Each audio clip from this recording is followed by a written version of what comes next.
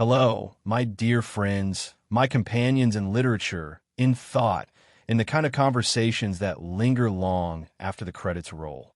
I'm so glad you're here with me today. Whenever I sit down and talk with you about film, I like to imagine us gathered around a table in a cozy library, surrounded by shelves of books that smell faintly of age and ink, sipping something warm, and letting our ideas tumble out freely. That's the spirit I want to bring to our journey through Dogman 2025, a work that, while fictional in this context, offers me a space to explore cinema in the way I most love, as literature brought to life, as philosophy in motion. And before we venture further into this reflection, I do ask one small thing from you. If you enjoy these explorations, if you find yourself nodding along or pausing to think in new ways, I'd be so grateful if you'd like this video and subscribe. Not out of formality, not because that's what everyone says, but because it's our way of keeping this conversation alive, of ensuring that more literature enthusiasts, more lovers of thoughtful cinema, can gather with us here in this ever-growing circle. But let me be clear from the outset. This is not a review of an actual film. What I am sharing with you today is something more imaginative, more critical, more in line with the kind of intellectual playfulness that literature demands of us. Consider this a theoretical review, an active analysis meant for you, my fellow readers and thinkers, who understand that sometimes stories, whether real or invented, are best approached with curiosity, insight, and a willingness to find meaning in the space between the lines. I'll admit something here. The reason this story, this imagined narrative, resonates with me so much is because it stirs a part of myself that has always been drawn to the hybrid, the in-between. I've always been fascinated by characters or ideas that refuse to be one thing. Not quite human, not quite beast, not quite hero, not quite villain. Perhaps it's because in my own life, I've often felt caught between worlds. When I was younger, I moved through different circles that didn't always overlap, and I found myself shifting, adapting, wearing different skins in different spaces. There's a lonely beauty in that, but also a creative energy. It's that very tension that I feel pulsing in this story, and it's what makes it so compelling to me. So let's begin. Imagine, if you will, a world where humanity's flaws and humanity's virtues are magnified by a single extraordinary being. The film opens not with spectacle, but with intimacy. A quiet street, a city half asleep, a figure moving through the shadows. We sense from the beginning that this isn't a story about grandeur or easy victories. It's a story about choices, about instinct, about the ways in which we are pulled between duty and desire, reason and passion. As the narrative unfurls, we're drawn into the life of a protagonist who is both familiar and alien. A guardian, a trickster, a creature who embodies loyalty while also carrying the burden of unpredictability. He is caught between two natures, and it is in that duality that the story finds its rhythm. One moment, he is a savior, protecting the vulnerable with a ferocity that feels almost primal. The next, he is a wanderer, unsure of where his place in the human world truly lies. And isn't that the essence of so many literary heroes? That restless searching, that feeling of never being fully at home in one's own skin. When I think of him, I am reminded of Frankenstein's monster, misunderstood, feared, yet yearning for acceptance. Or of Odysseus, who despite his cunning and strength, is perpetually torn between his longings and his obligations. In this story, the echoes of myth and literature are not subtle. They resound like ancient bells, reminding us that every new tale is part of a lineage, a continuation of humanity's oldest questions. The first act of a narrative pulls us gently, almost deceptively, into the character's world. At first, we're given glimpses of humor, of absurdity even, moments where his hybrid nature leads to awkward interactions, comedic misunderstandings, a kind of clumsy sincerity that makes him deeply likable. But underneath those lighter moments, there's always the shadow, the sense that fate is circling him like a wolf. I found myself laughing at his awkwardness, only to feel a pang of dread seconds later as the tone shifted. That, to me, is brilliant storytelling.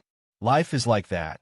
After all, a sequence of absurdities and tragedies strung together in a rhythm we can never quite predict. As we move deeper into the narrative, the stakes sharpen. A seemingly ordinary event, an accident, a twist of chance, sets in motion a chain of consequences that ripple outward, touching not only him but everyone around him. The film weaves together multiple threads: the weight of destiny, the fear of mortality, the desire for freedom. At times, the action bursts onto the screen with a feral energy. Chases through crowded streets, narrow escapes, moments where instinct overtakes reason, and we're reminded that survival, in its purest form, is not elegant but raw. At other times, the action slows to a near halt, lingering on quiet conversations, on the flicker of doubt in his eyes, on the silence of a night when he wonders if the world will ever truly accept him. There's a particular moment, and I hesitate to give too much away, where he confronts someone who mirrors him, not in appearance but in essence. Another figure who knows what it is to live divided, to be seen as both too much and not enough. That scene struck me deeply, because it reminded me of those times in my own life when I've looked into someone else's eyes and seen my own struggles reflected back. It's disarming, and it's healing too. The story never rushes to resolve these tensions. Instead, it builds a web of connections, teasing us with near revelations and half-glimpses. There are moments when you think you know where it's heading. The hero will triumph, or the hero will fall, or perhaps the hero will walk away altogether. But just when certainty feels within reach, the film veers, pulling us into unexpected turns. I don't want to spoil too much.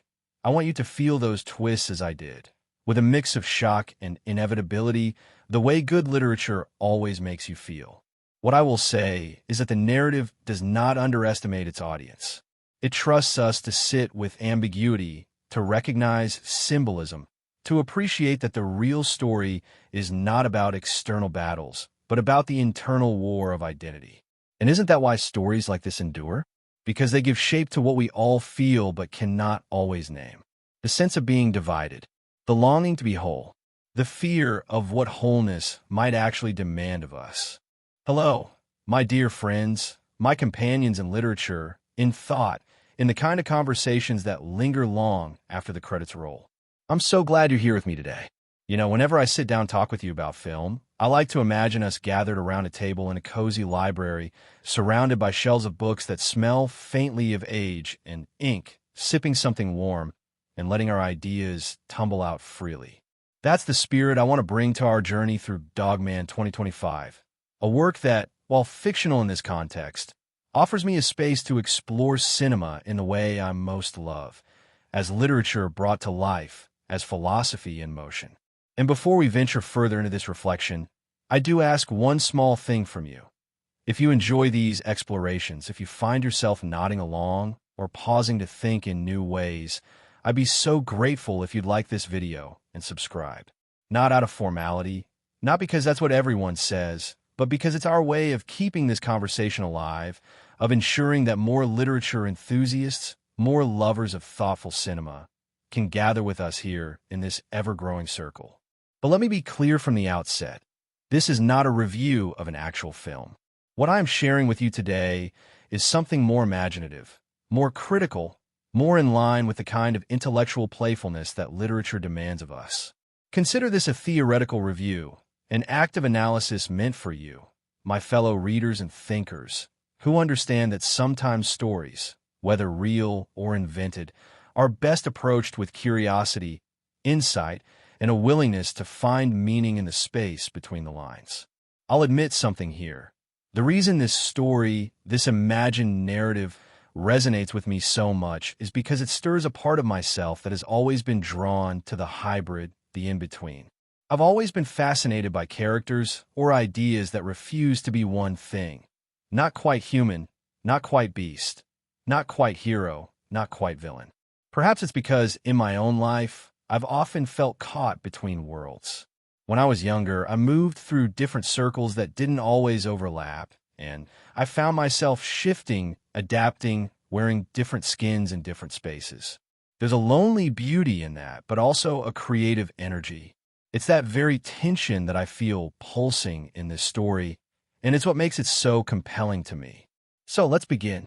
Imagine, if you will, a world where humanity's flaws and humanity's virtues are magnified by a single extraordinary being. The film opens not with spectacle, but with intimacy. A quiet street, a city half asleep, a figure moving through the shadows. We sense from the beginning that this isn't a story about grandeur or easy victories. It's a story about choices, about instinct, about the ways in which we are pulled between duty and desire, reason and passion. As the narrative unfurls, we're drawn into the life of a protagonist who is both familiar and alien. A guardian, a trickster, a creature who embodies loyalty while also carrying the burden of unpredictability. He is caught between two natures, and it is in that duality that the story finds its rhythm. One moment, he is a savior, protecting the vulnerable with a ferocity that feels almost primal. The next, he is a wanderer, unsure of where his place in the human world truly lies. And isn't that the essence of so many literary heroes? That restless searching, that feeling of never being fully at home in one's own skin. When I think of him, I am reminded of Frankenstein's monster, misunderstood, feared, yet yearning for acceptance. Or of Odysseus, who despite his cunning and strength, is perpetually torn between his longings and his obligations. In this story, the echoes of myth and literature are not subtle. They resound like ancient bells, reminding us that every new tale is part of a lineage, a continuation of humanity's oldest questions. The first act of the narrative pulls us gently, almost deceptively, into the character's world. At first, we're given glimpses of humor, of absurdity even, moments where his hybrid nature leads to awkward interactions, comedic misunderstandings, a kind of clumsy sincerity that makes him deeply likable. But underneath those lighter moments, there's always the shadow, the sense that fate is circling him like a wolf. I found myself laughing at his awkwardness, only to feel a pang of dread seconds later as the tone shifted. That, to me, is brilliant storytelling. Life is like that. After all, a sequence of absurdities and tragedies strung together in a rhythm we can never quite predict. As we move deeper into the narrative, the stakes sharpen. A seemingly ordinary event, an accident, a twist of chance, sets in motion a chain of consequences that ripple outward, touching not only him but everyone around him. The film weaves together multiple threads: the weight of destiny, the fear of mortality, the desire for freedom. At times, the action bursts onto the screen with a feral energy. Chases through crowded streets, narrow escapes, moments where instinct overtakes reason, and we're reminded that survival, in its purest form, is not elegant but raw. At other times, the action slows to a near halt, lingering on quiet conversations, on the flicker of doubt in his eyes, on the silence of a night when he wonders if the world will ever truly accept him. There's a particular moment, and I hesitate to give too much away, where he confronts someone who mirrors him, not in appearance but in essence. Another figure who knows what it is to live divided, to be seen as both too much and not enough. That scene struck me deeply because it reminded me of those times in my own life when I've looked into someone else's eyes and seen my own struggles reflected back. It's disarming, and it's healing too. The story never rushes to resolve these tensions. Instead, it builds a web of connections, teasing us with near revelations and half-glimpses. There are moments when you think you know where it's heading. The hero will triumph, or the hero will fall, or perhaps the hero will walk away altogether. But just when certainty feels within reach, the film veers, pulling us into unexpected turns. I don't want to spoil too much. I want you to feel those twists as I did, with a mix of shock and inevitability, the way good literature always makes you feel. What I will say is that the narrative does not underestimate its audience.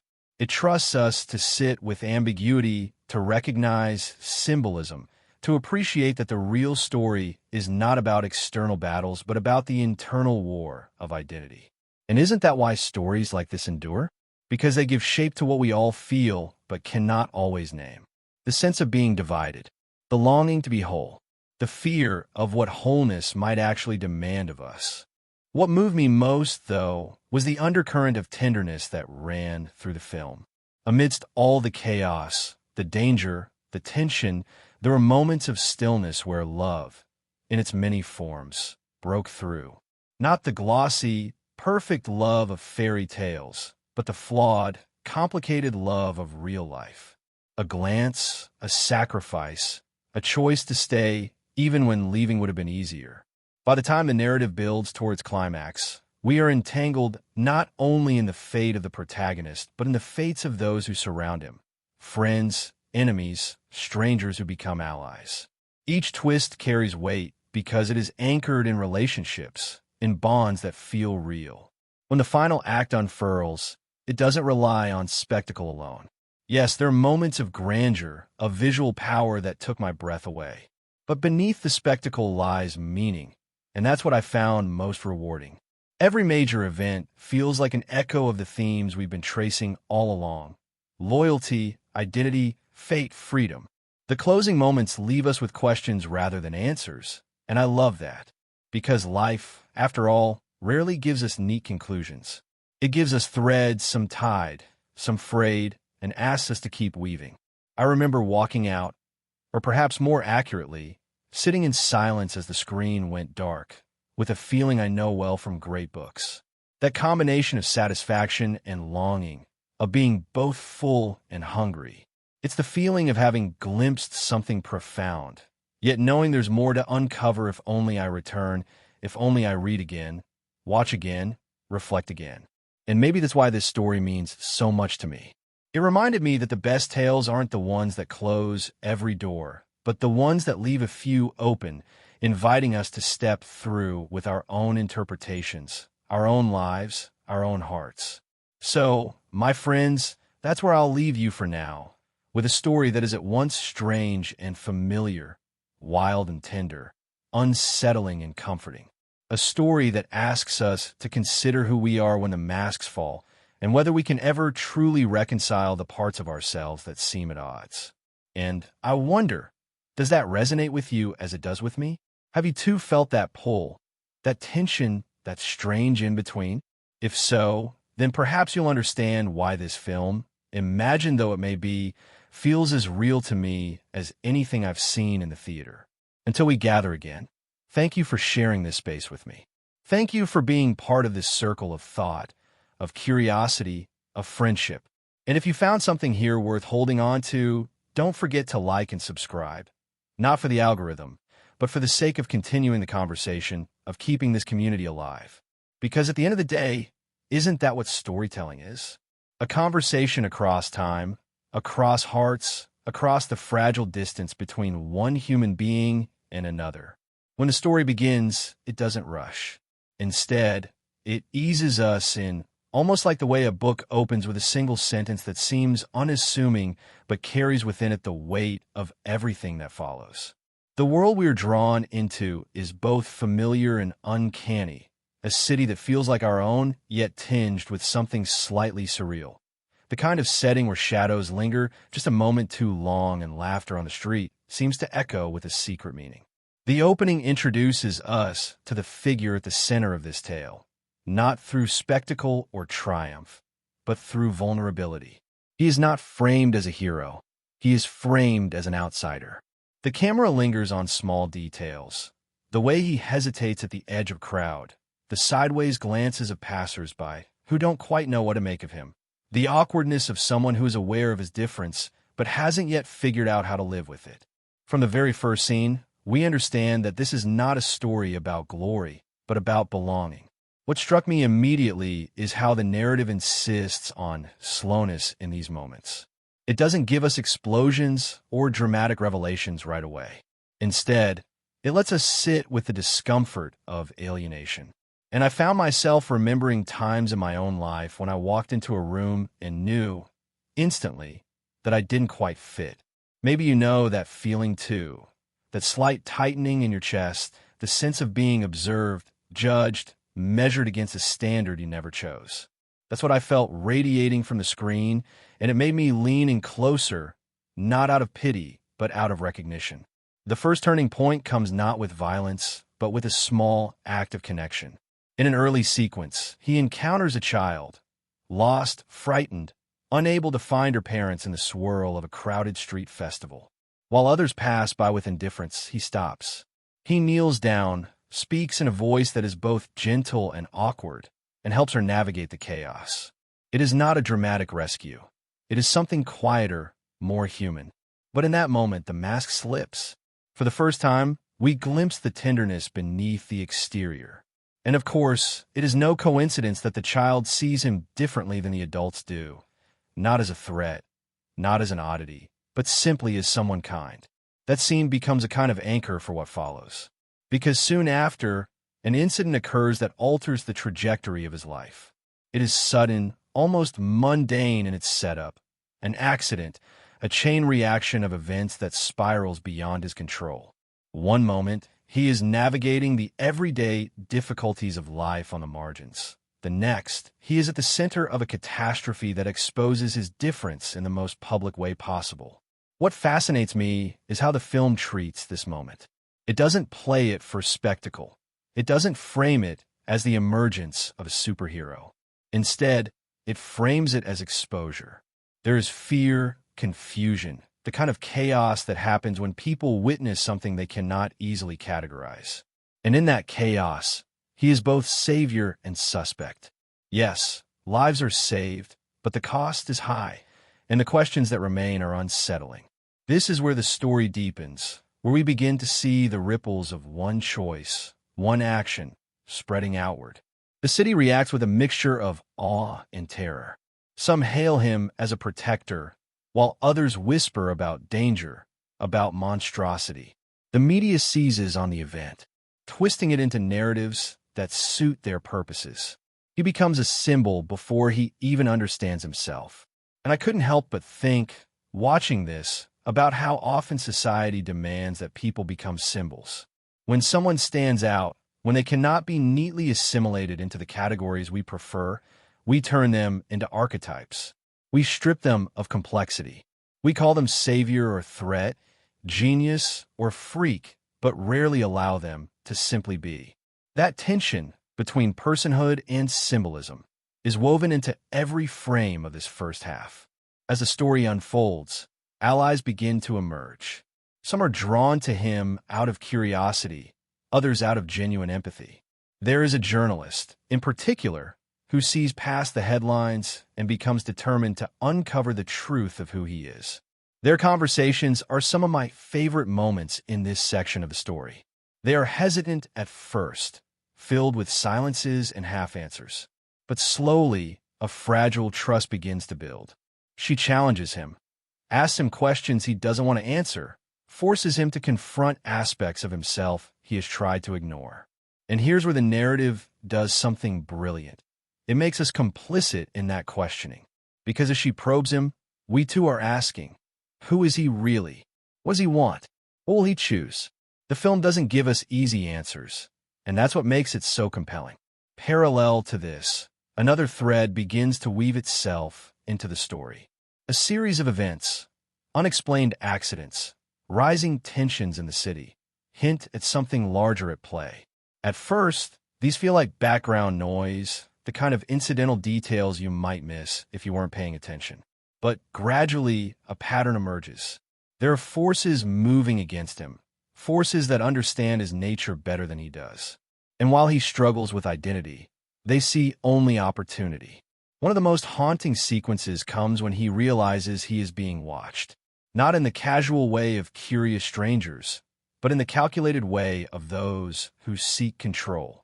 There's a scene where he returns to his home, if you can even call it that, a small, sparse space that reflects his isolation, and finds it disturbed. Objects slightly out of place, a sense of intrusion that is almost more unsettling than outright violence. The camera lingers on his face as he absorbs the violation, and in that silence, we feel the weight of his vulnerability. This is a crucial development, because it shifts the story from introspection to conflict. No longer is he only battling internal doubts. Now, external forces are pressing in. And the beauty of this transition is that it doesn't feel abrupt. It feels inevitable, like the tightening of a net we sensed all along. The journalist reappears here as a counterbalance. While he is threatened by shadowy figures, she pushes him to claim agency. Their bond deepens, though it is never framed as simple or romantic in the conventional sense. It is something messier, richer, a connection between two people who see the fractures in each other and, against all odds, choose not to look away. By this point in the narrative, the world around them has become charged with tension. Rumors spread. Whispers of conspiracy circulate. The public's fascination grows darker, teetering between idolization and fear. And in the midst of all this, he struggles with his own instincts, the part of him that wants to hide and the part of him that longs to step fully into the light. There's a breathtaking moment, and I don't use that word lightly, when he finally unleashes the full force of his nature. It happens during another crisis, an event so chaotic that he has no choice but to reveal himself. The scene is filmed with an intensity that mirrors his inner conflict. Close-ups that capture the flicker of doubt in his eyes, wide shots that frame him as both savior and spectacle, sound design that blurs the line between human and beast. And yet, the aftermath is not triumph. It is confusion, suspicion, fear. He saves lives, yes, but the cost is higher than anyone could have imagined. Property destroyed, injuries inflicted, a community shaken. The very people he sought to protect turn on him, not out of malice, but out of fear. And fear, as the film reminds us, is a powerful force. This is where the story leaves us at the midpoint, with threads tangled and tensions rising. We have seen him emerge from the shadows, seen glimpses of his capacity for both tenderness and destruction. We have watched him form fragile connections, even as forces move to exploit or destroy him. And most of all, we have felt the weight of his duality, that constant push and pull between acceptance and rejection, freedom and captivity, humanity and something beyond. For me, these developments were deeply moving because they echo questions I carry in my own life. How much of who we are is defined by the gaze of others? How do we navigate a world that insists on categories when we don't fit neatly into any of them? And perhaps most hauntingly, what happens when our greatest strengths are also the very things that set us apart? As the screen faded from these early arcs, I remember feeling both exhilarated and uneasy. Exhilarated because the storytelling was so rich, the symbolism so resonant. Uneasy because I knew the path ahead would not be simple. The threads had been laid, the stakes set, and somewhere in the distance, the storm was gathering. The story shifts after that midpoint, not in a jarring way, but with a weight that feels almost gravitational. You know the way a storm gathers, slow at first, clouds swelling quietly before you realize the light has changed? That's how the atmosphere deepens here. The earlier uncertainties, the tentative glimpses of identity and connection, give way to something more urgent, more pressing. The safety of hesitation is gone. Choices must be made. What lingers most vividly in my mind is the way the city itself begins to transform. Earlier, it was a backdrop, bustling and indifferent, its streets filled with people going about their lives. Now, it feels alive, like a character in its own right. Murals appear overnight, some praising him as a protector, others painting him as a monster. Newspaper headlines scream contradictions. Crowds gather, not just out of curiosity, but out of fervor, chanting, protesting, dividing themselves into factions. The air hums with tension. You can almost feel it in your bones, like static before lightning. At the heart of this is his own unease. There's a scene that struck me deeply. He wanders through the city at night, hood pulled low, trying to disappear into the crowd. But he can't. Children whisper his name. Adults point, some with reverence, some with suspicion. The anonymity he once relied on is gone, and you can see the exhaustion etched into his movements. Watching it, I thought about how fame, even when unintended, can strip a person of their very humanity. People don't see you anymore. They see the story they've built around you. And isn't that its own kind of cage? The journalist remains by his side, though their bond is tested. She is torn between loyalty to him and loyalty to truth. There's a scene where she confronts him after another disastrous public incident. Her words aren't cruel, but they're sharp. She tells him that hiding is no longer an option, that he must decide whether to be part of this world or forever remain at its margins. And though he doesn't respond directly, his silence speaks volumes. That silence, pregnant, aching, might be one of the most powerful exchanges in the film. From here, new antagonists step into focus. We finally meet the organization that has been quietly tracking him, the shadow behind the intrusions and surveillance. They're not painted as cartoon villains. They're disturbingly pragmatic, their motives framed as control, containment, and the promise of protection. Protection not for him, of course, but from him. They want to harness his nature, to bend it into something profitable, controllable. What chills me is the coldness of their logic.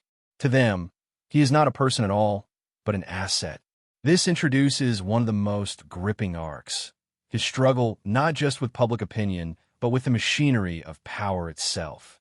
He is pursued, cornered, lured into traps that force him to unleash what he has long tried to suppress.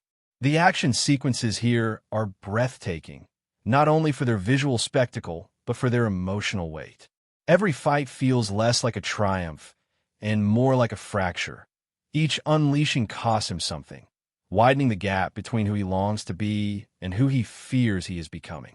One of the film's most shocking turns occurs in a confrontation staged within a towering, half-abandoned industrial complex.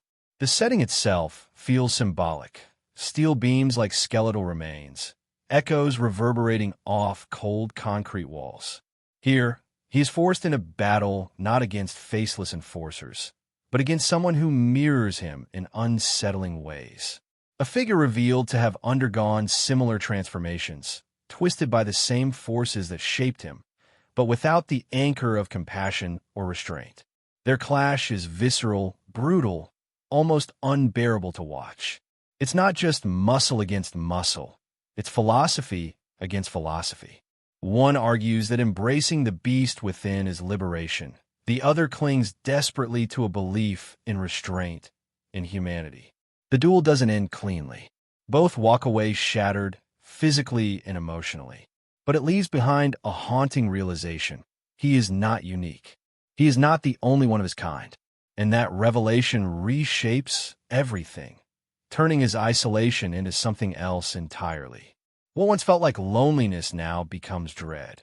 If there are others, what are they capable of? What will the world become? The tension spirals from here into a full-blown crisis. The organization escalates, moving from observation to open hostility. They frame him as a danger, using propaganda to sway public opinion further against him. The journalist's loyalty is tested again when she is offered a deal, protection and access in exchange for betraying him. Watching her wrestle with this decision was agonizing, because it wasn't framed as simple treachery. It was survival. And for a moment, the audience is forced to wonder, will she stand with him, or will fear and pragmatism win? And then, the betrayal comes, not from her, but from within his fragile circle of allies. Someone he trusted delivers him into the hands of those who would cage him. This scene is devastating not for its violence, but for its quietness. The look of disbelief in his eyes when he realizes the truth is shattering. Trust, once fractured, is not easily repaired, and you feel that wound linger long after the scene ends. The climax builds with almost unbearable momentum. Captured, restrained, studied, he is reduced to an experiment, his humanity stripped away by those who see only the animal. The sequences within the laboratory are some of the most harrowing, not because of gore or torture, but because of the sterile detachment. Cold hands measuring, observing, reducing him to data. It made me think about the way society dehumanizes those it fears or doesn't understand, turning lives into statistics, stories into cases. But of course, no cage can hold forever.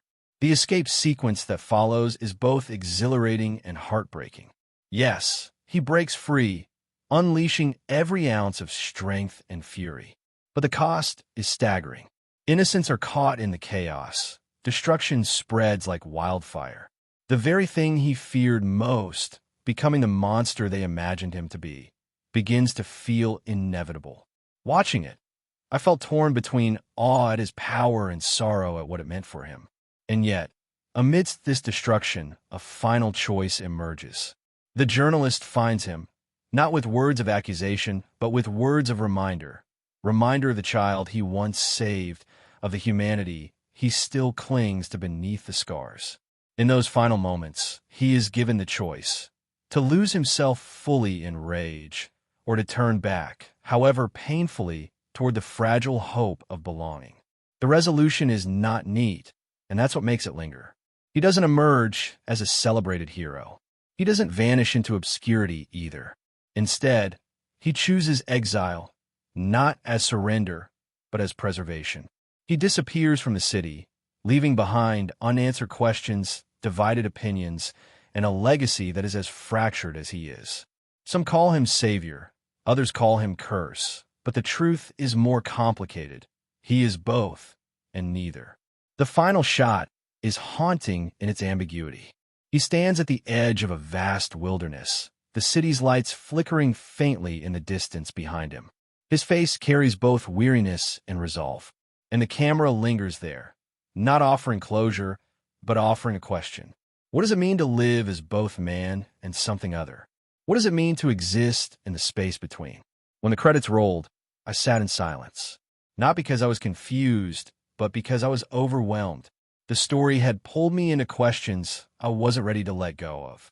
About identity, about belonging, about the thin line between protector and threat. And perhaps most of all, about how we, as a society, respond to difference. Do we embrace it, fear it, exploit it, or destroy it? This closing movement resonated with me in ways I didn't expect.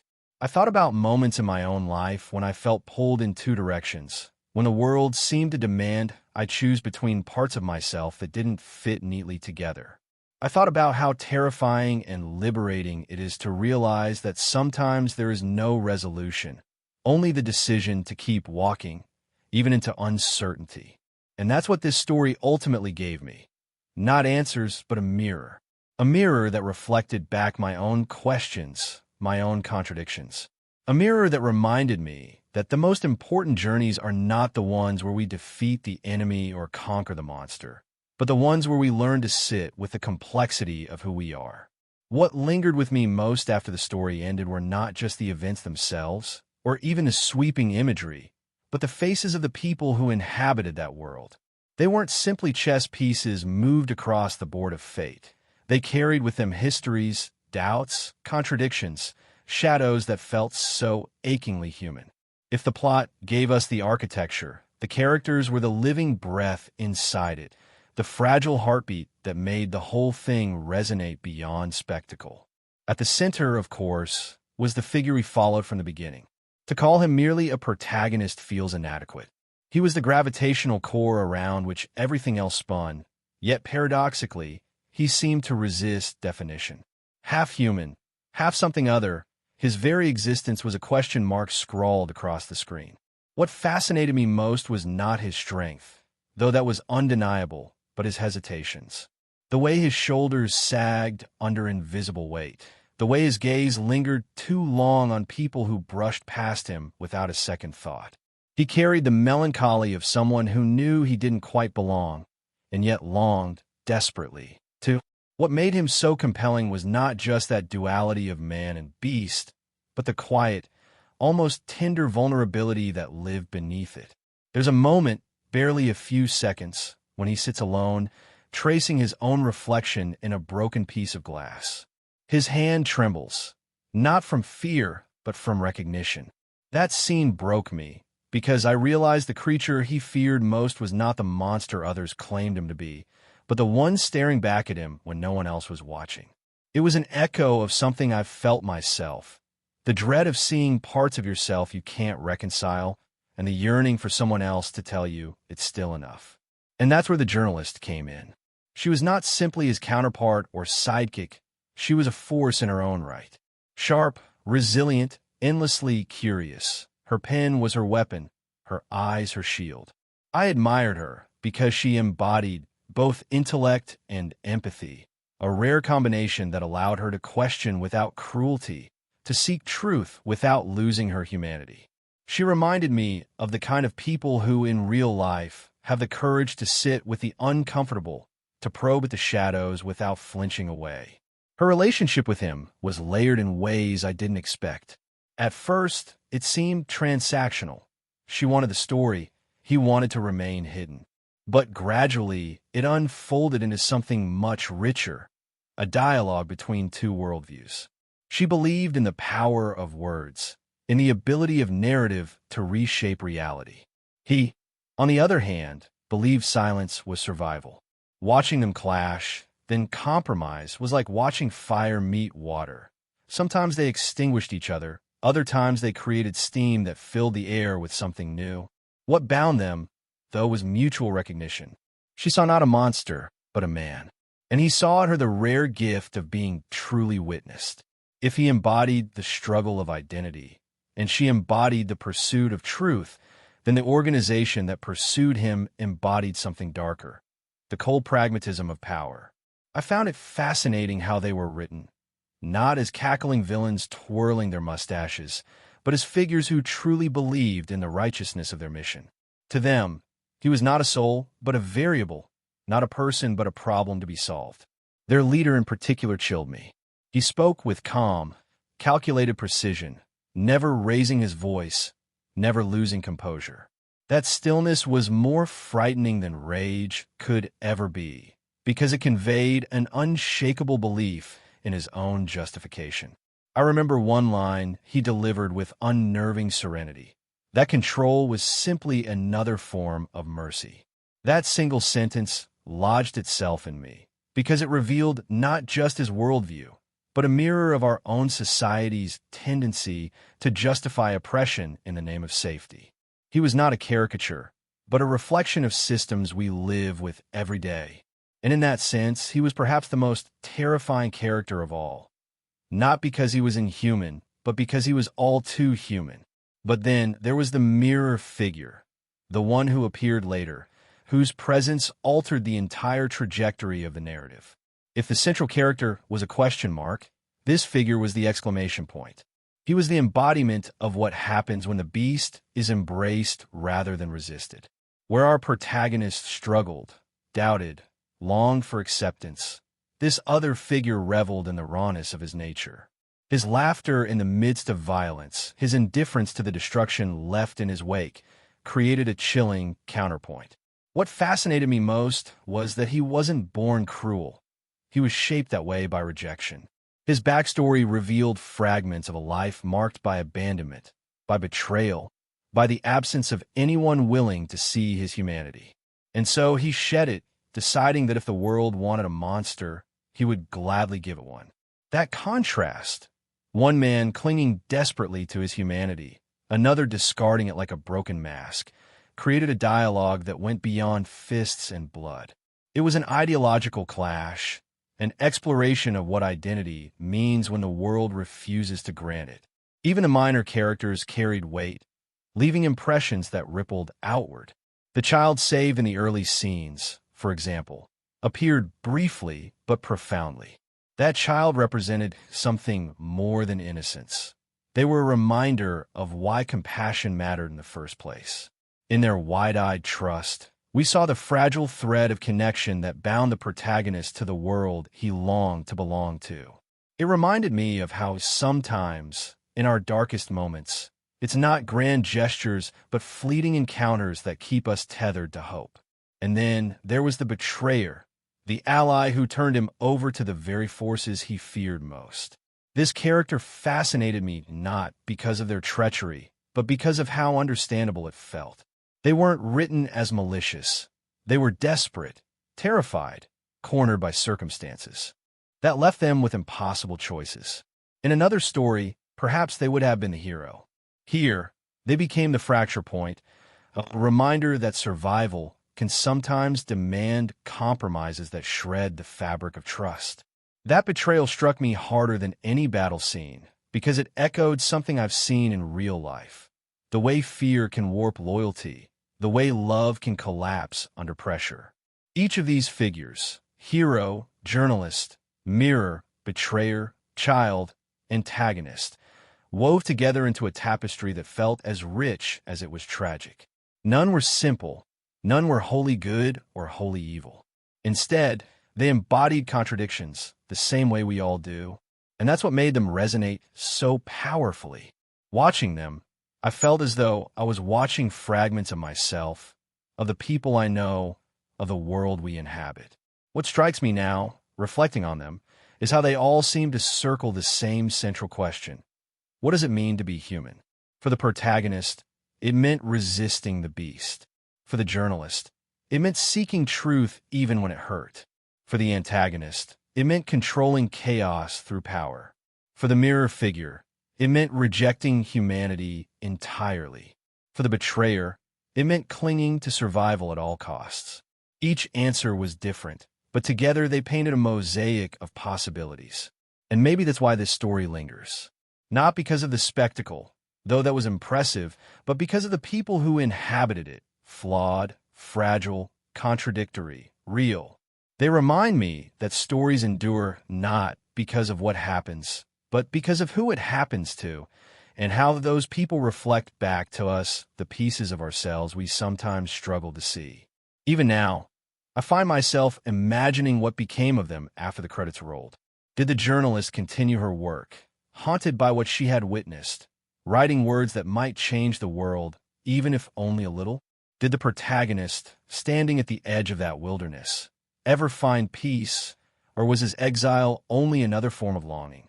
Did the mirror figure, somewhere in the shadows, wait for another chance to unleash his fury? These questions are unanswerable, but they are what make the characters feel alive, as though their stories continue even when we can no longer see them. And perhaps that is the truest sign of their power, that they refuse to stay confined within the screen. They walk with us, whispering their doubts, their hopes, their contradictions, reminding us that we too are creatures caught between man and beast, truth and silence, survival and betrayal, longing and loss. What has always struck me about stories on film is that they never begin and end within the polished 2 hours we're shown.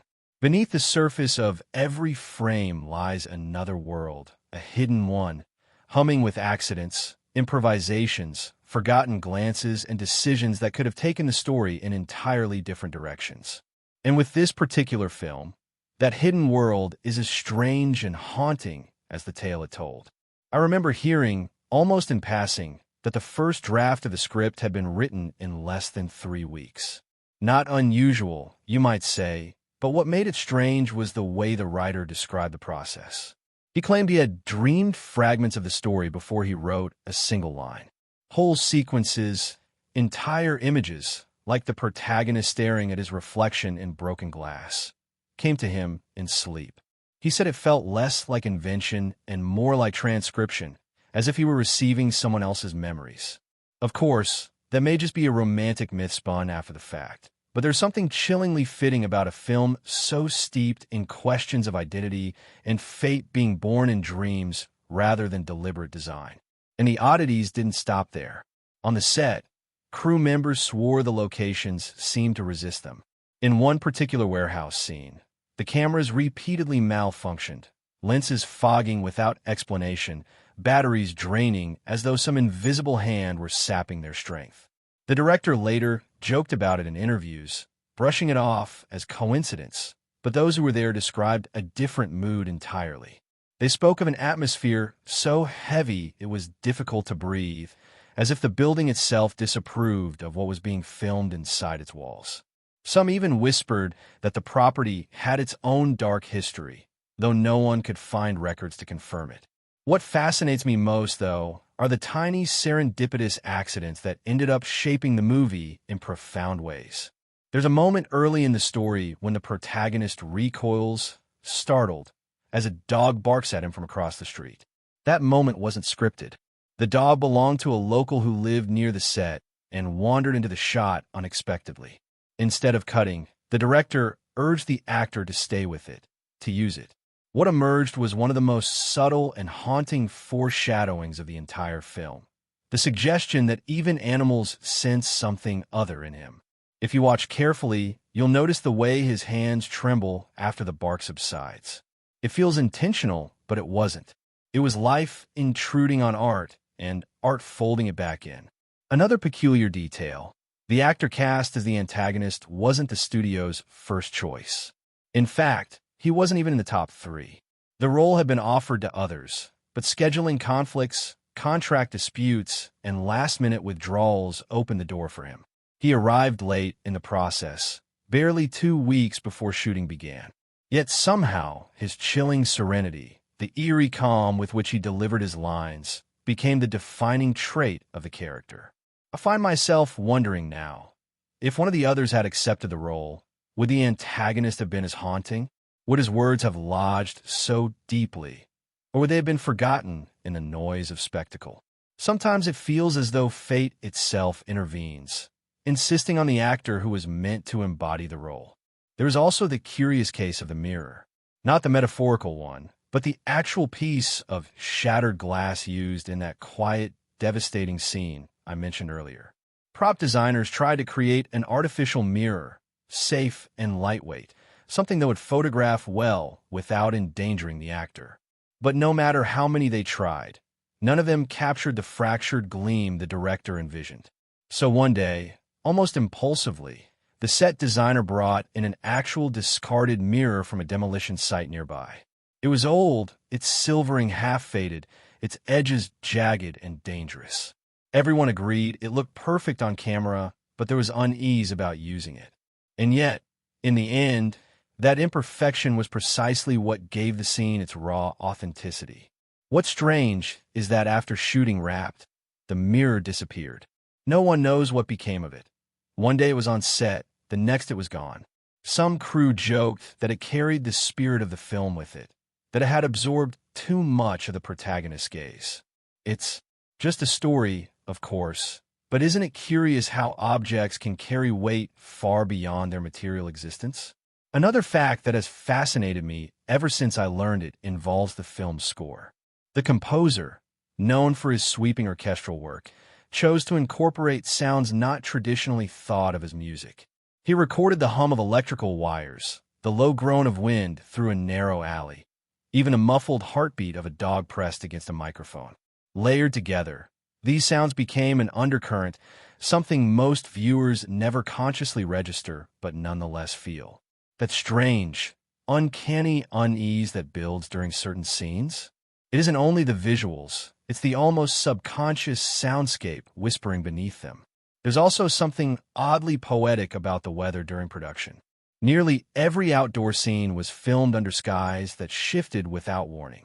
Days scheduled for bright sunlight descended into overcast gloom.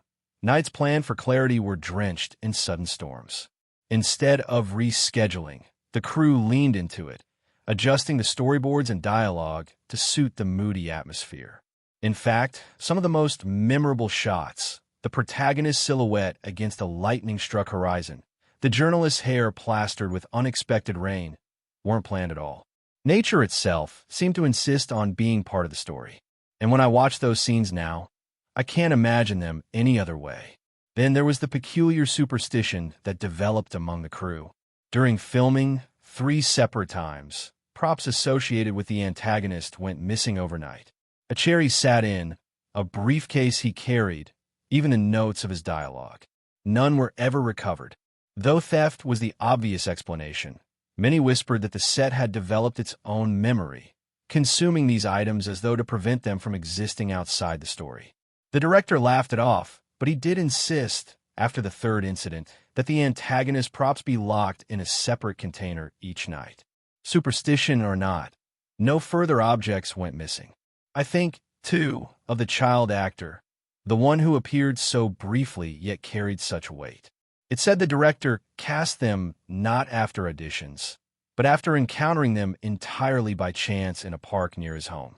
Something about the way the child sat alone, tracing patterns in the dirt with a stick, captured his imagination.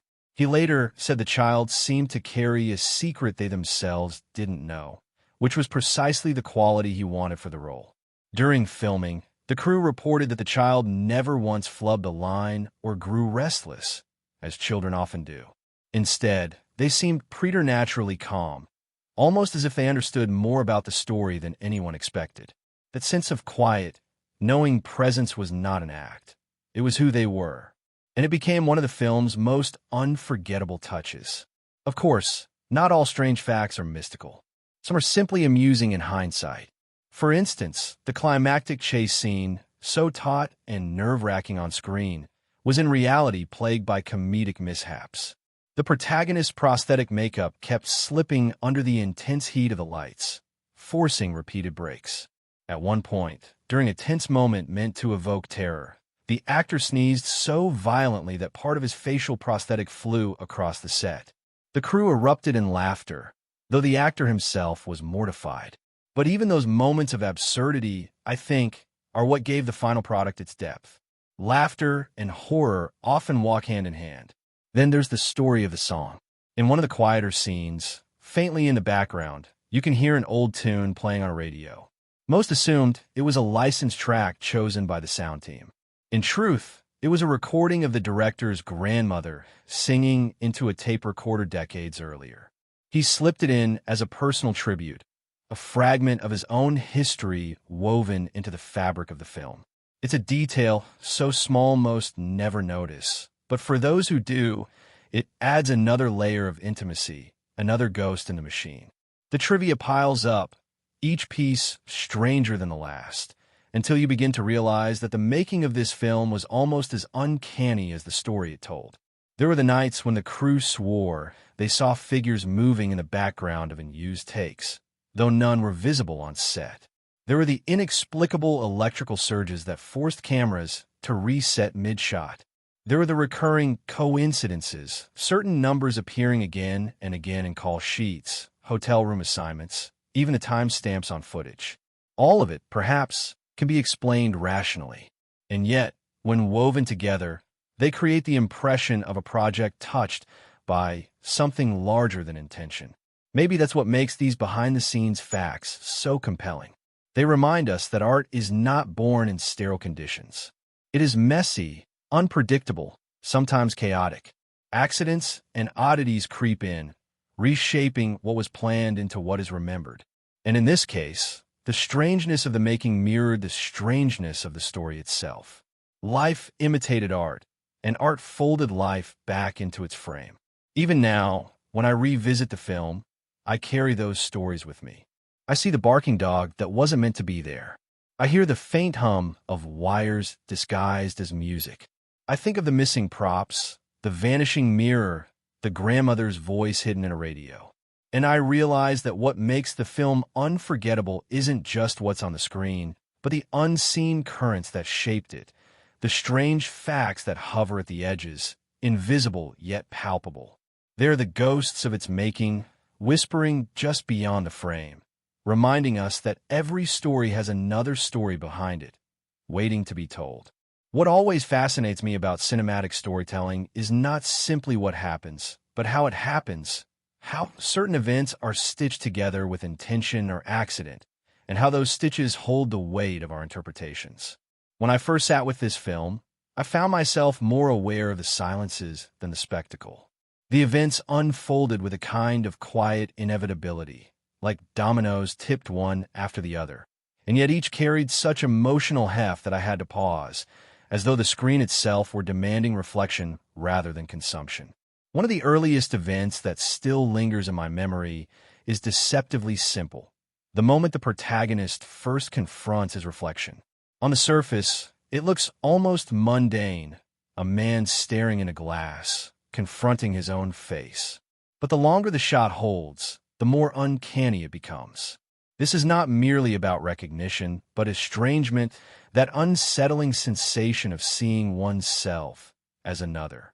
In literary terms, it reminded me of the uncanny described by Freud, or perhaps the double motif running through works like Dostoevsky's The Double. Here, the reflection does not simply mirror, it accuses. It asks a question without words. Who are you, really? And critically, That's where the narrative begins to entangle us, not in external threats, but in the intimate violence of self-doubt. Another significant event is the intrusion of the dog, a scene I mentioned in passing before, the barking that disrupts the protagonist's attempt to walk unnoticed down the street. Critics at the time dismissed it as filler, an unnecessary beat meant to create cheap tension.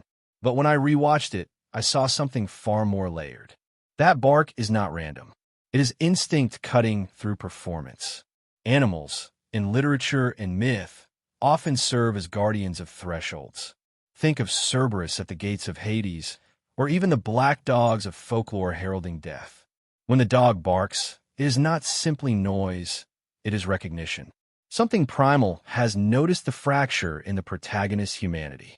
From a critical lens, this event reframes the narrative, shifting it from a story of external pursuit to one of exposure, the inability to hide one's inner truth. Then there is the journalist's arrival, a narrative pivot that completely alters the atmosphere of the film. At first glance, she seems like a cliché, the curious outsider determined to uncover a story. But her first encounter with the protagonist carries with it a quiet, almost literary elegance. She doesn't barrage him with questions. Instead, she notices the details others ignore. The way his eyes don't settle, the pauses in his speech. It is through her gaze that we, too, learn how to watch him differently. This event works as a mirror for the audience, teaching us the grammar of suspicion. And thematically, it speaks to one of the film's deepest undercurrents. That truth is never revealed through force, but through the quiet accumulation of small, telling moments. What fascinates me most about this stretch of the film is how these events ripple into one another, creating layers of meaning. The reflection leads to the bark leads to the journalist's gaze. Each moment builds not in spectacle, but in resonance. And isn't that what great literature does?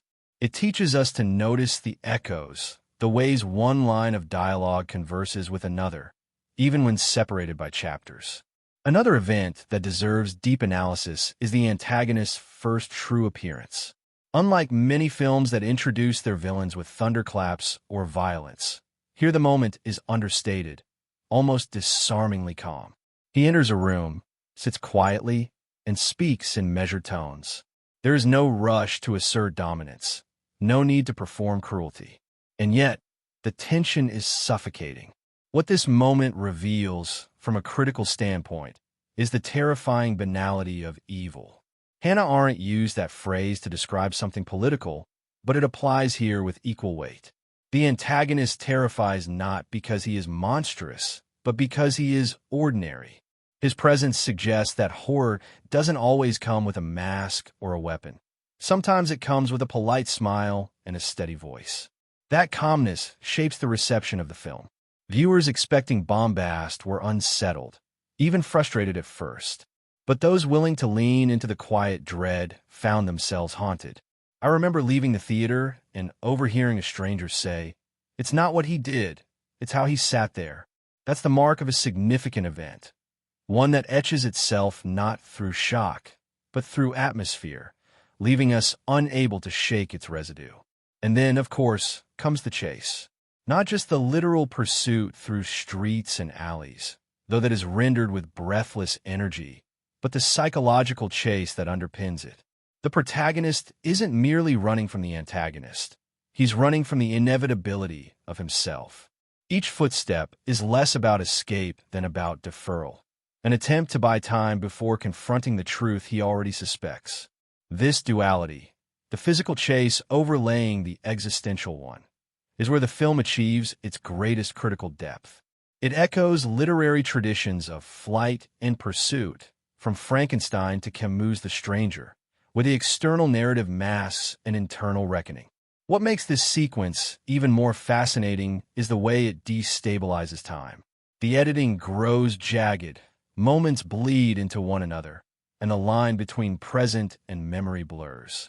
Critics often talk about how editing manipulates tempo, but here it manipulates ontology itself. We are left unsure whether we are watching the protagonist's immediate experience or his recollection, whether the chase is happening or has already happened. That uncertainty is not a flaw, is the point. It forces us into the protagonist's fractured psyche, making us live his disorientation rather than merely observe it. One of the most profound events, at least for me, comes not in the action but in the aftermath. After a narrow escape, the protagonist collapses in a dimly lit room, breath ragged, hands trembling. It is here that he encounters the child, that enigmatic figure who says so little and yet speaks volumes. The child does not accuse nor comfort. Instead, they simply sit nearby, watching, and in that silence lies the weight of judgment.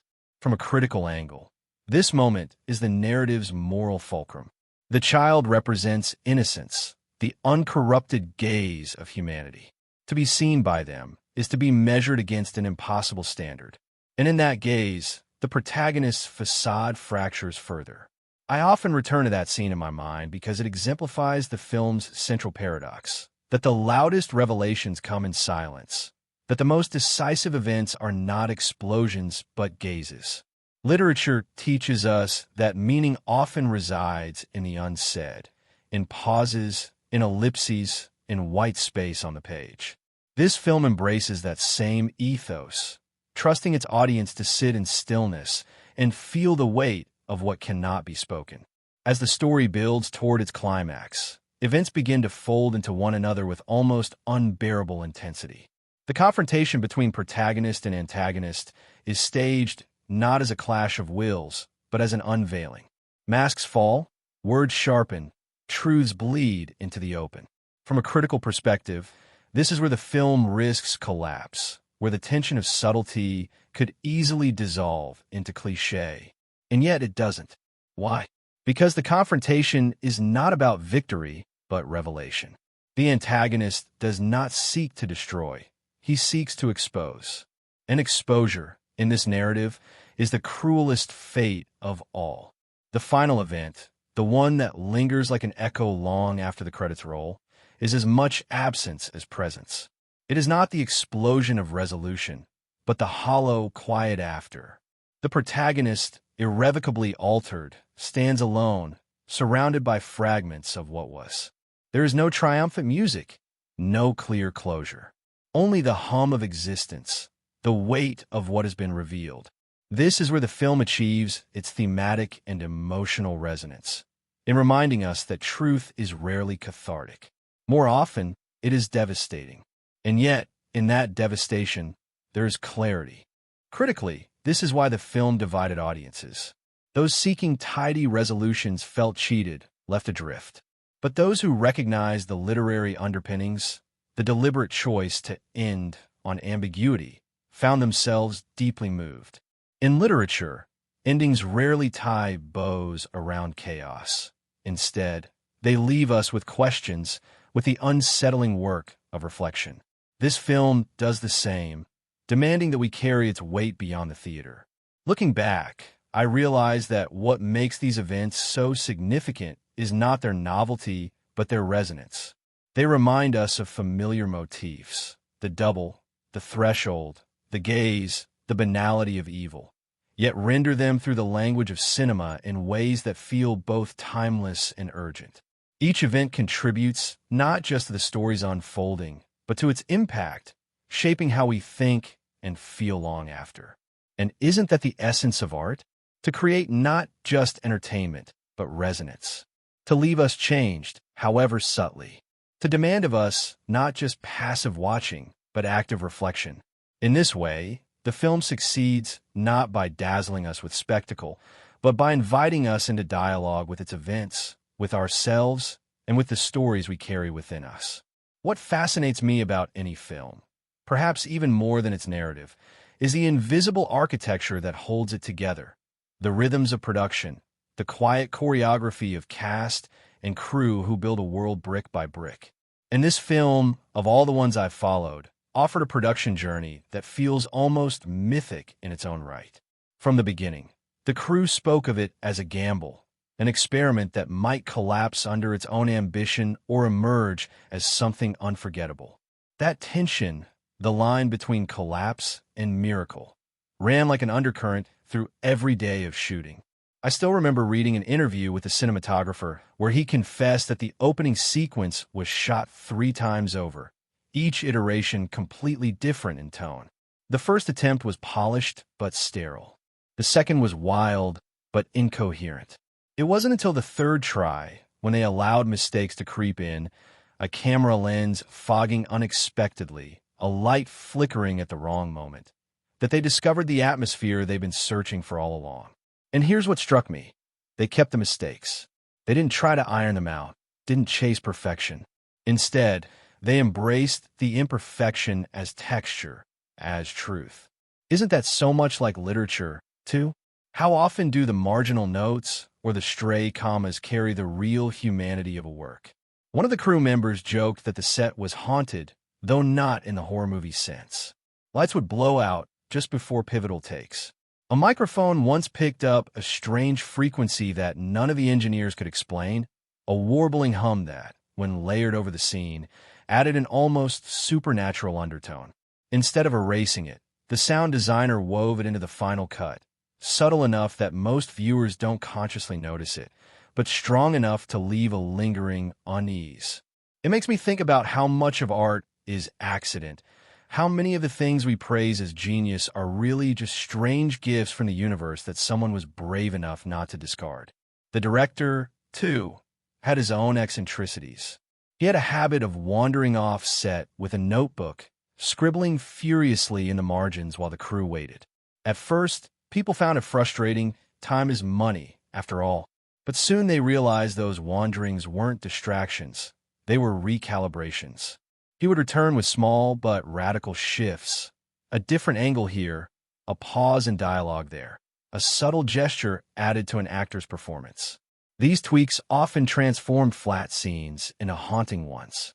And the actors learned to trust those pauses, those moments of apparent absence. It reminds me of how some writers speak of their characters whispering to them, as though the story knows more than the storyteller. And then there were the dogs. I don't think I've ever read about an animal training process quite like this one. The animal handlers spoke of weeks spent acclimating the dogs not just to the actors, but to the rhythm of the set itself, the sudden bursts of noise, the bright lights, the strange smells. One handler said that by the 3rd week, the dogs would walk on a set and sit calmly in their marks as though they'd been rehearsing their whole lives.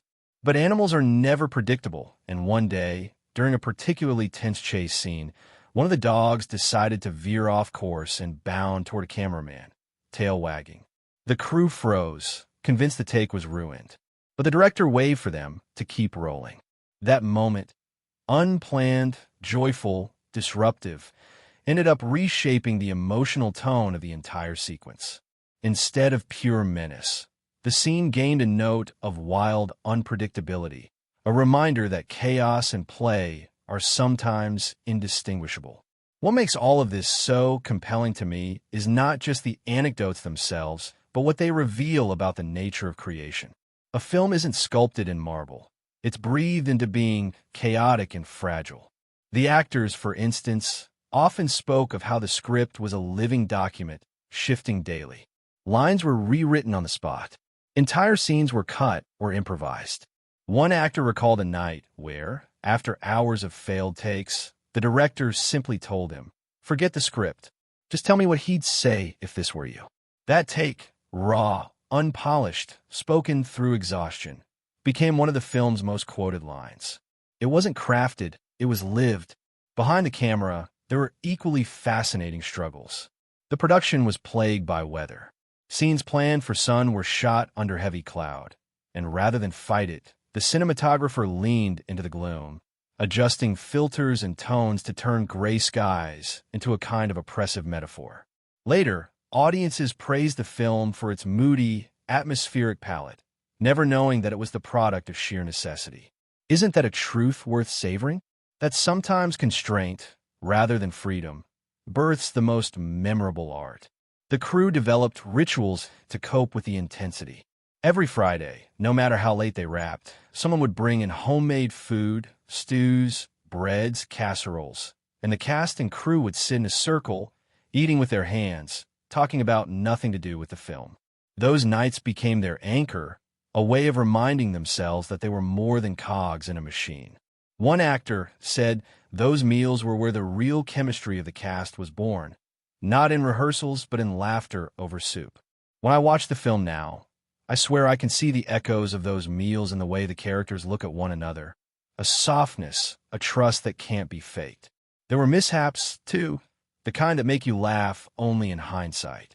A crucial prop, a book meant to contain a hidden clue, was accidentally shipped to the wrong set across town.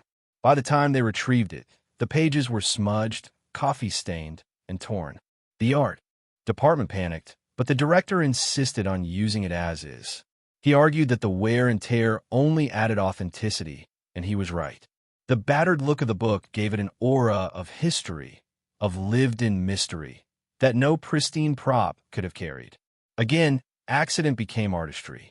And then there's the editing room, where films are truly born. The editor described the process as sculpting with ghosts. Hours upon hours of footage, multiple takes of the same line, tiny shifts in intonation, all of it laid out like an endless field of possibility. One small cut could change the meaning of an entire scene. There was one sequence, late in the film, where the original cut dragged on for 10 minutes. The editor trimmed it to 3, layering sound and silence so precisely that the scene suddenly pulsed with urgency. Audiences later cited it as one of the most gripping moments of the film, never knowing that it had once been a meandering stretch of filler. Even the score has its own mythology. The composer, rather than writing themes from the script, spent weeks on set, simply listening. He recorded ambient sounds, footsteps, doors creaking, dogs barking, and wove them into the score. If you listen closely, you can hear these textures buried beneath the music, a subtle blending of diegetic and non-diegetic sound. It gives the score a haunting intimacy, as though the world of the film itself is singing. I love that, the idea that music isn't something layered on top, but something drawn from within. And perhaps my favorite fun fact, one of the film's most iconic shots, the one that ended up on posters and trailers, was an accident. The camera had been left rolling during a reset, capturing the protagonist standing off to the side, lost in thought. He wasn't acting. He was simply waiting. But the light caught his face just right, and the stillness of the moment carried more weight than any scripted pose. When the editor discovered it, they knew they had stumbled upon something extraordinary. That accidental frame became the visual signature of the entire film. What all of this tells me, and perhaps tells you too, is that films are never just films. They're living, breathing organisms shaped by chance, by collaboration, by stubbornness and grace. Every mistake has the potential to become poetry. Every frustration might hide a gift. And every fun fact, whether it's a wandering dog or a misplaced prop, is not just trivia, but evidence of the messy, human miracle of creation. When I think of this film now, I don't just remember the story it told. I remember the crew huddled over stew on Friday nights, the director scribbling in his notebook, the dogs misbehaving, the lights flickering at the wrong time. I remember the ghosts in the editing room and the accidental shot that became a poster. And I realize, maybe the Rel story isn't just the one on screen. Maybe it's also the story of how people, flawed and brilliant, came together to build a world out of chaos.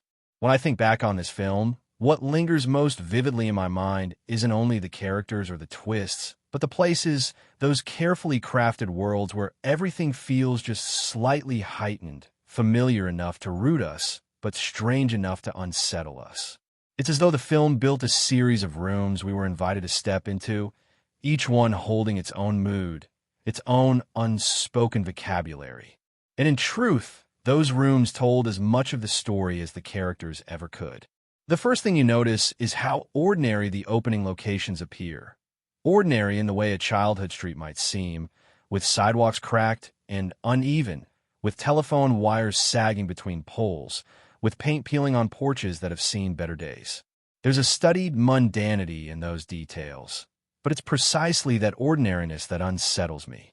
Because when the extraordinary arrives, when fate twists, when reality buckles.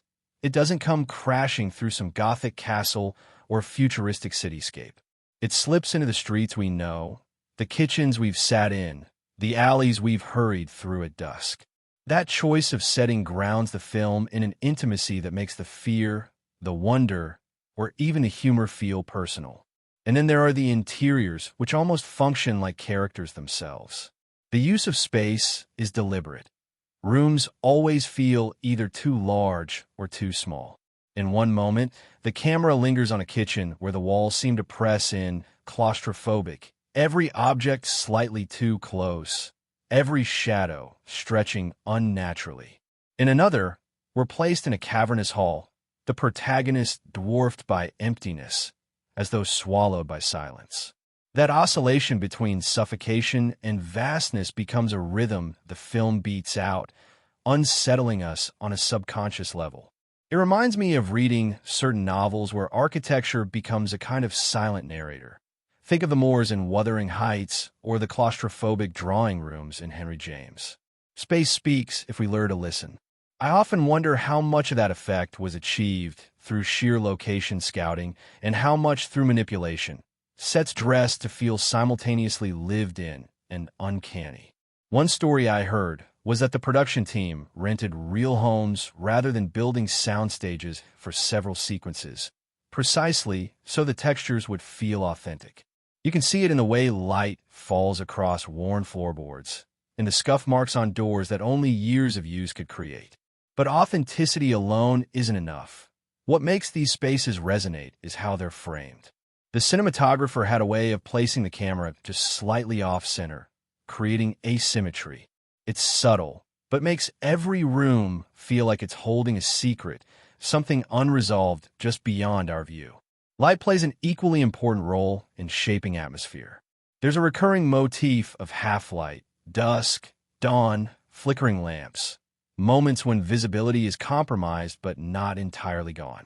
It creates a perpetual in-betweenness, a refusal to let us rest in either clarity or darkness. Sometimes the light itself feels like a character, intruding or retreating, casting doubt on what we think we see. I remember one sequence where the protagonist walks through a dimly lit corridor and the only illumination comes from a single swinging bulb. With every sway, shadows shift, objects appear and disappear, faces emerge and dissolve. It's both mesmerizing and unnerving, like watching memory itself flicker. Color, too, is wielded with a kind of painterly precision. Early scenes lean toward muted palettes, grays, browns, washed-out blues, almost as if the world itself has been drained of vitality.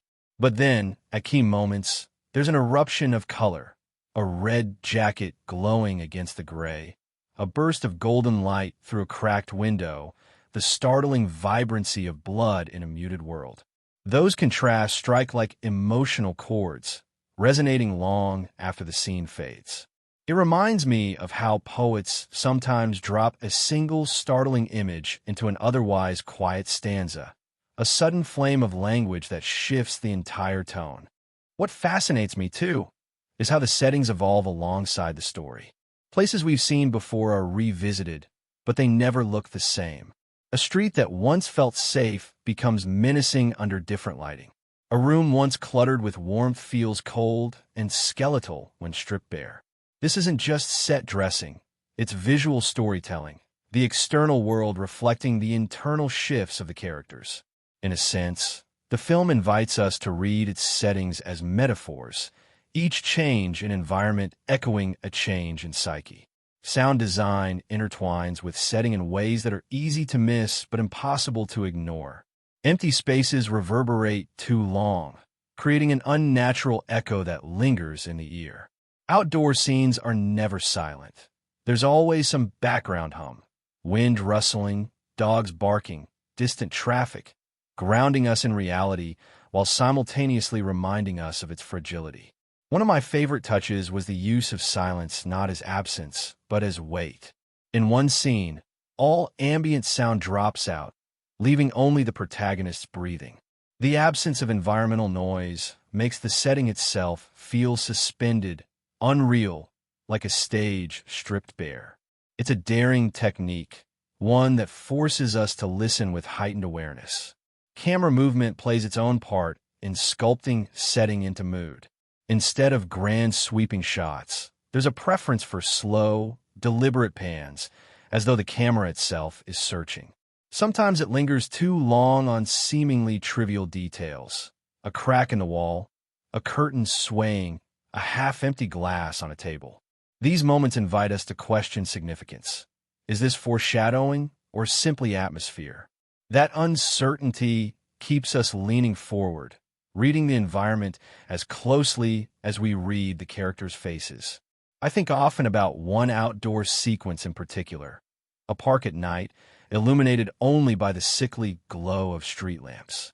The benches are empty, the grass slick with rain, the swings creaking in the wind. Nothing overtly happens in that moment, but the unease is palpable. It's the classic uncanny, the familiar made strange. We've all walked through parks or playgrounds, but rarely have we felt them so alive with threat. The film transforms public space into psychological space, making the ordinary dangerous. Of course, none of this would resonate so powerfully without the choreography of actors within these spaces. Blocking, the way bodies move through environments, becomes another form of setting. In small rooms, actors often pace, circle, retreat into corners, heightening the sense of confinement. In open spaces, they hesitate, move cautiously, as though aware of their own vulnerability. The spaces shape the bodies, and the bodies, in turn, reshape the spaces. One of the strangest and most brilliant choices was the use of mirrors and reflective surfaces. Time and again, we see characters framed not directly, but through glass, in windows, in puddles, in fragments of broken mirrors. These reflections distort, multiply, or obscure. They remind us that setting is never neutral. It mediates our view. A room seen through a reflection is never the same as a room seen directly. It's as though the film is constantly reminding us of the slipperiness of perception, the instability of reality itself. What I find so haunting is how all these elements, location, lighting, color, sound, framing, conspire not just to tell a story, but to embody its themes. Fate, chaos, fragility. These aren't abstract concepts floating above the narrative. They're carved into the wood of the door frames, whispered in the hum of the lights, etched into the geometry of space. The film doesn't just show us its world. It immerses us in it, so deeply that by the end, even ordinary streets outside the theater seem altered, carrying a residue of unease. And maybe that's the greatest power of setting in cinema, to transform not only the world on screen, but the world we carry with us after. I found myself walking home at dusk,